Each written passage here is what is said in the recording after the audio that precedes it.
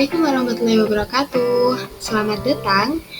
Mari kita belajar bersama saya, Amelia Firul Hidayah, yang akan memandu video pembelajaran pada kesempatan kali ini dari awal hingga akhir. Simak baik-baik ya. Nah, bagaimana? Apakah sudah siap untuk belajar? Mari kita simak ya. Nah, pada pertemuan kali ini kita akan membahas tentang meneladani peran ulama penyebar ajaran Islam di Indonesia.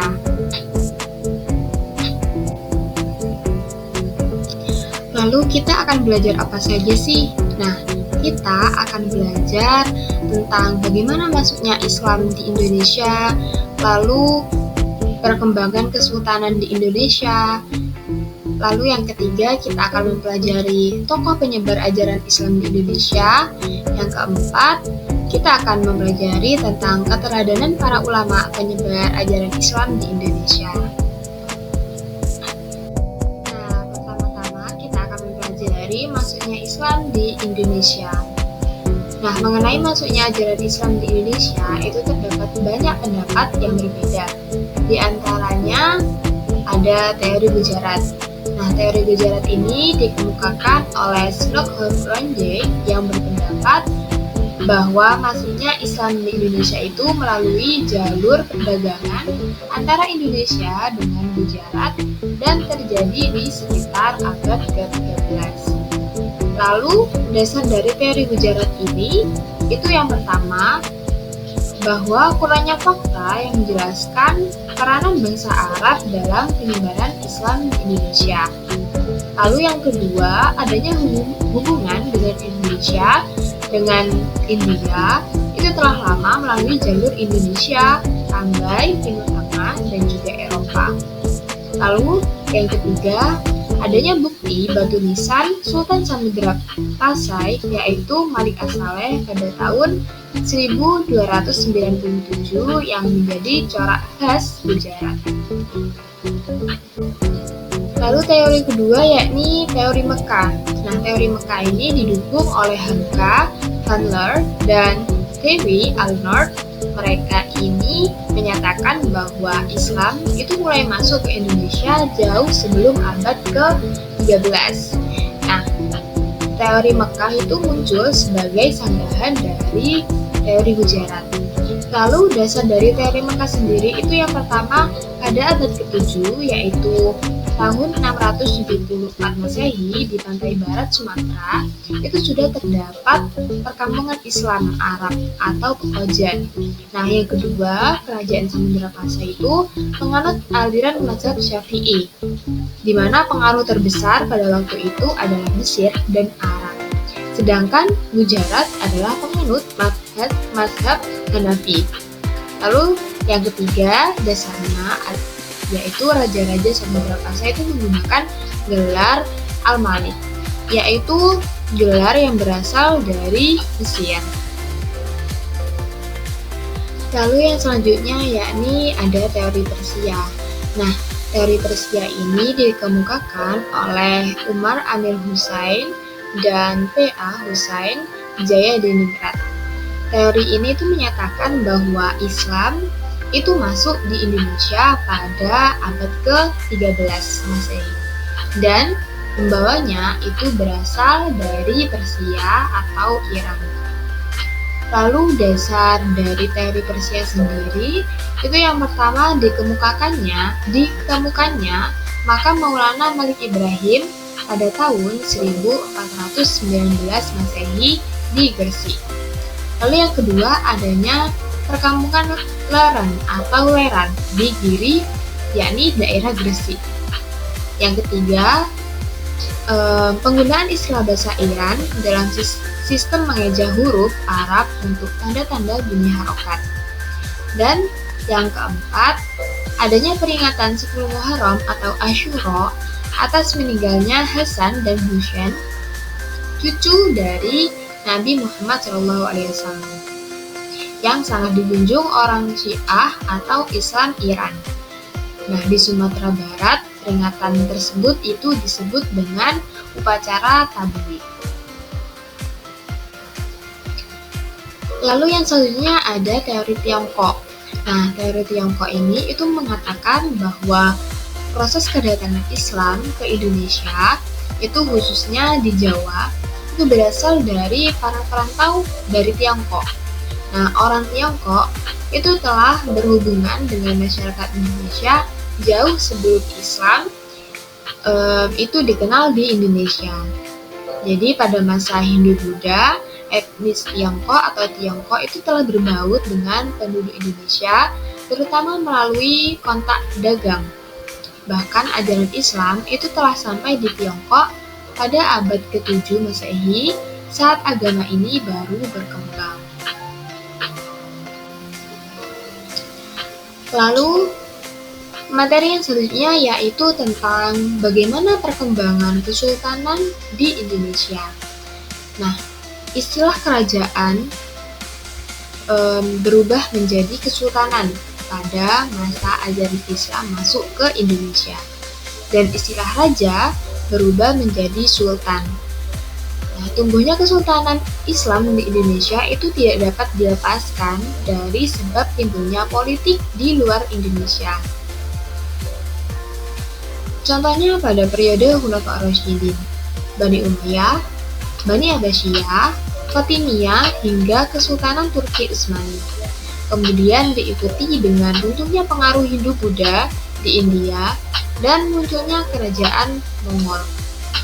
Nah, masa perkembangan agama Islam adalah pada saat umat Islam telah membangun kesultanan sebagai bentuk kekuasaan politik. Sebagai contoh, Kesultanan Samudra Pasai di Sumatera Utara pada abad ke-13 Masehi. Lalu Kesultanan Leran di Gresik, Jawa Timur pada abad ke-11 Masehi. Nah, perkembangan ajaran Islam di Indonesia itu semakin meluas seiring dengan banyaknya raja-raja Hindu yang menganut agama Islam. Nah, dengan demikian, terbentuklah Kesultanan Islam di berbagai wilayah Indonesia. Lalu, siapa saja sih tokoh-tokoh penyebar ajaran Islam di Indonesia? Yang pertama ada Sultan Malik As-Saleh. Nah, Sultan Malik As-Saleh ini merupakan pendiri sekaligus raja pertama dari kerajaan dari Kesultanan Samudra Pasai yang berdiri pada tahun 1267 Masehi. Nah, setelah masuk Islam, Sultan Malik As-Saleh ini berkuasa selama 29 tahun dan memimpin Kesultanan dari Samudra Pasai yang merupakan gabungan dari kerajaan Varia dan juga kerajaan Kalsel.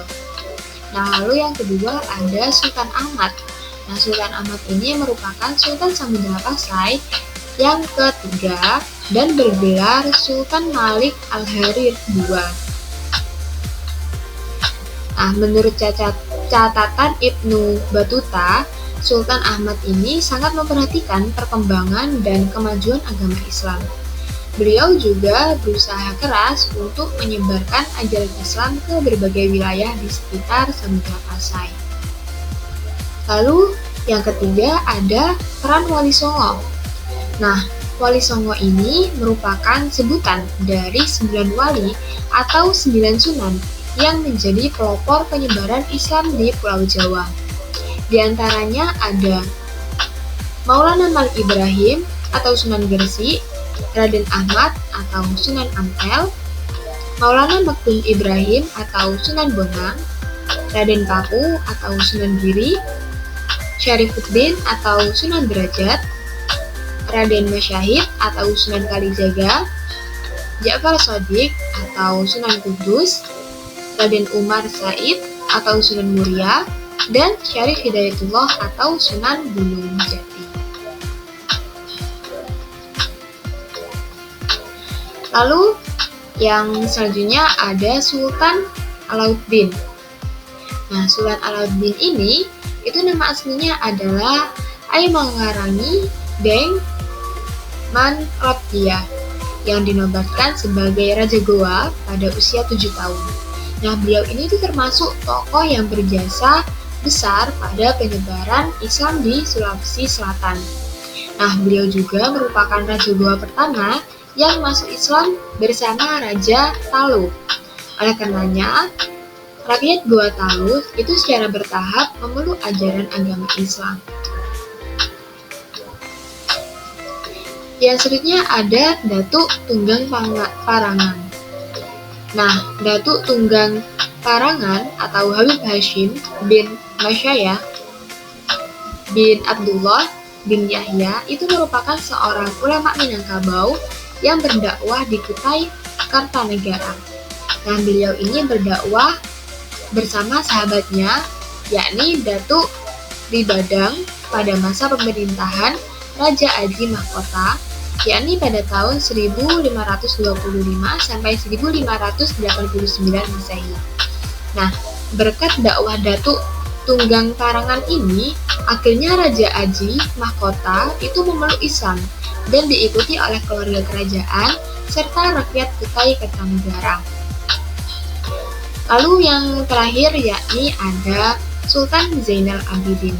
Nah, beliau ini itu memerintah Kesultanan Ternate pada kurun waktu 1486 sampai 1500 Masehi setelah dinobatkan menjadi raja. Nah, beliau ini menjadikan Islam sebagai landasan resmi hingga kerajaan Ternate ini berubah nama menjadi Kesultanan Ternate. Nah, Sultan Zainal Abidin ini itu akhirnya berangkat ke Pulau Jawa pada tahun 1469 Masehi untuk memperdalam ilmu agama di pesantren Sunan Giri, Jawa Timur. Nah, lalu sekembalinya dari Jawa, Sultan Zainal Abidin ini itu mengajak ulama-ulama terkemuka di antaranya Tugu Banul untuk membantu dakwah di seluruh Maluku. Nah, yang terakhir yakni mengenai tentang keteladanan para ulama penyebar ajaran Islam di Indonesia. Jadi, sikap keteladanan apa sih yang kita terima dari materi sebelumnya yang kita dapatkan? Nah, keteladanan yang dapat kita pelajari dari para ulama penyebar ajaran Islam di Indonesia, yang pertama adalah hidup sederhana. Yang kedua, gigih dalam berjuang. Yang ketiga, menguasai ilmu agama secara luas dan juga mendalam. Yang keempat, sabar. Yang kelima, menghargai perbedaan. Dan yang keenam, berdakwah secara damai. Nah, selesai juga rangkaian materi yang kita bahas tentang meneladani peran ulama penyebar ajaran Islam di Indonesia. Semoga bermanfaat. Terima kasih telah belajar bersama. Sampai jumpa kembali. Wassalamualaikum warahmatullahi wabarakatuh.